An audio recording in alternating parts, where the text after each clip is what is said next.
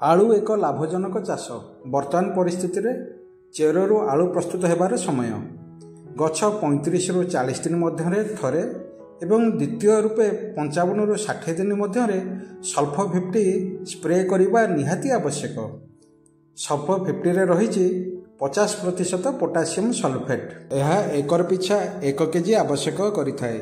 15 litre पानी पिछा 100 ग्राम लेखाएं spray कले गछ रोग पोकर प्रतिरोधक शक्ति वृद्धि करिथाए।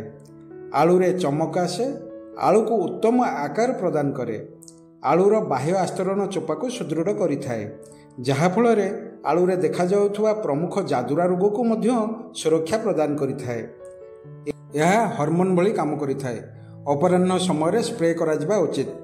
सल्फर 50 व्यवहार करने द्वारा अधिक अमल आसीथाए, गछ हृष्टपुष्ट होइथाए, निरोग मध्य होइथाए। आसंतु सल्फर 50 को व्यवहार करिबा एवं आलू चाषर अधिक लाभवान करिबा। अधिक जानिया पई आपण आम हेलो जय किसान टोल फ्री को जोगाजोग करंतु।